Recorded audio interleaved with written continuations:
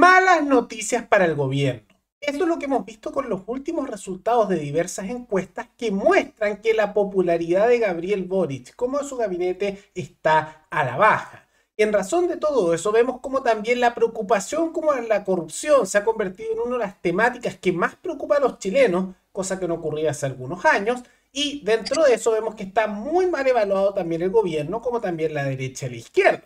Los que han salido mejor posicionados, a pesar de su caída en popularidad, curiosamente, son el partido de la gente de Franco Parisi. Todo eso lo vemos a continuación.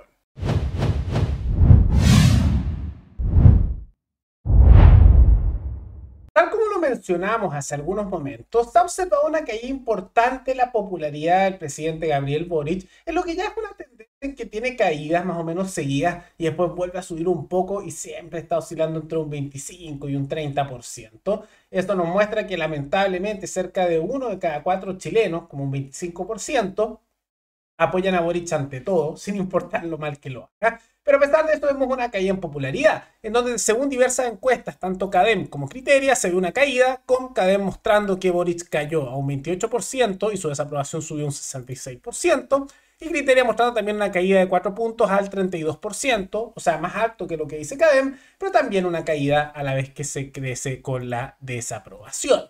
Y eso se da en un contexto en que no solo la imagen de Gabriel Boric está a la baja, sino la de todos sus ministros, que de manera sistemática han tenido una caída en popularidad, y todo esto en el contexto de masiva corrupción vinculado al caso convenios con fundaciones, que comenzaron con el Frente Amplio y que llevaron eventualmente a la caída del ministro Giorgio Jackson. Todo esto, por supuesto, está afectando duramente al gobierno. E insisto, la mayor preocupación ahora que se está viendo que crece cada vez más es la corrupción, donde un 61% de los chilenos cree que el país está peor hace 10 años con una corrupción que se dispara, pero también la población observando un empeoramiento en la calidad de vida, los precios, todos los ámbitos a nivel general, tanto en seguridad como en materia económica, migratoria, etcétera.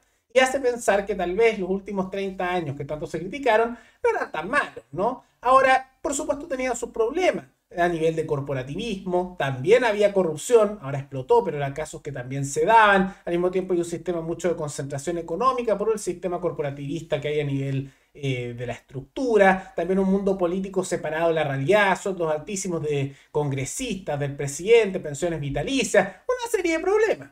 Pero que estábamos mejor que ahora, estábamos mejor que ahora, es innegable. Porque los cambios que se impulsaron en gran medida por una agenda dominada por sectores colectivistas, progresistas y más bien de la izquierda chilena, no han mejorado dichos problemas, sino que lo han empeorado y han agregado problemas nuevos. Eso es lo que se ha observado y por eso la mayoría cree que estamos peor y con mayor corrupción, siendo una de las preocupaciones más importantes hasta la actualidad. Ahora, dentro de esa discursos y problemáticas asociadas a la corrupción, algo que es muy interesante es que se preguntó a la población quiénes creen que eran los menos corruptos, ¿no?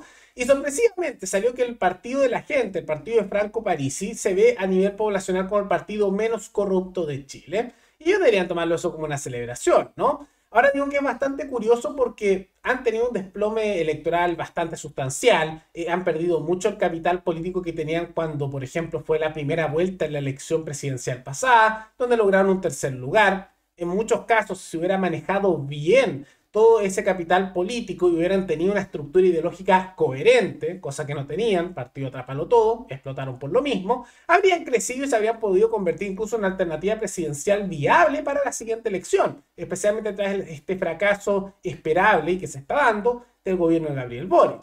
Pero no, terminaron explotando. Ahora se les ve como los menos corruptos, pero incluso con eso, que debería ser una noticia que es para hacer propaganda política incluso y celebrarlo por parte de ellos, no creo que lo logren capitalizar lo suficiente, porque por un lado ya no tienen una estructura mediática tan importante como para influir en eso.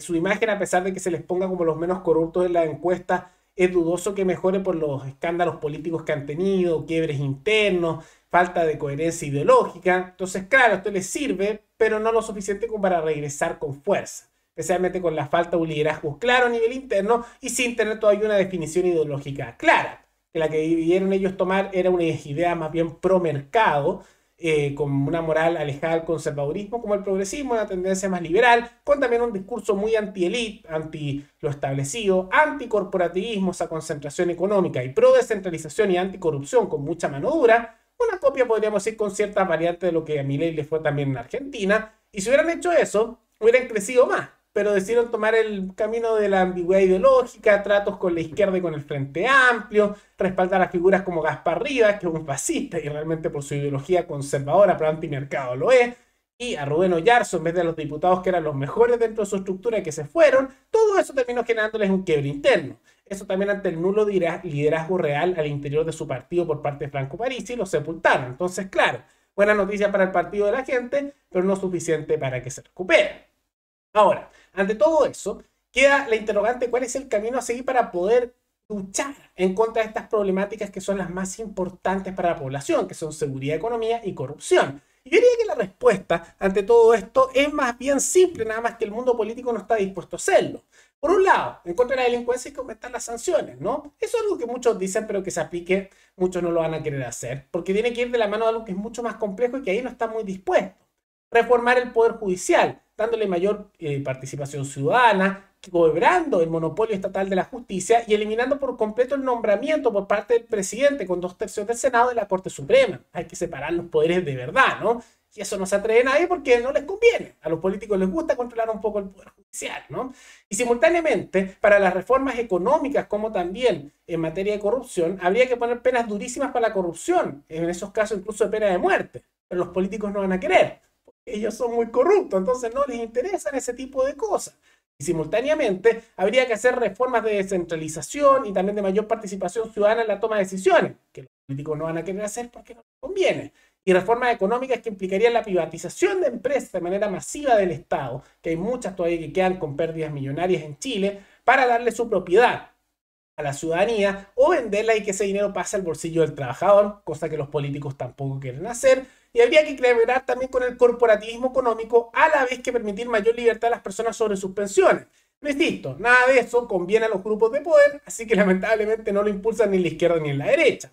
Todos cambios que son necesarios, todos cambios que harían mucho bien para el país, pero que hay una falta de voluntad enorme por parte del mundo político para que eso se realice.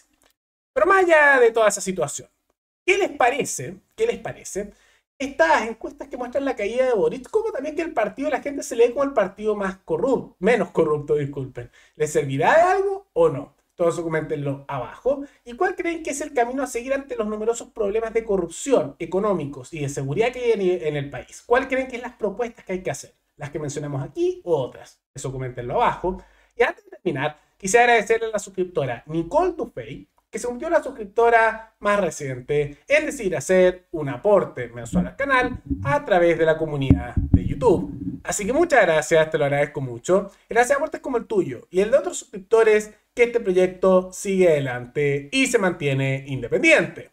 Así que si alguno de ustedes quiere hacer un aporte voluntario único por Flow, o por criptomonedas, o un aporte mensual por Patreon, o por la comunidad de YouTube, pueden decidir hacerlo mirando un comentario que se encuentra fijado abajo. Y también pueden apoyar este programa comentando, dando like y compartiendo este video en sus redes sociales. Nos veremos en el siguiente programa.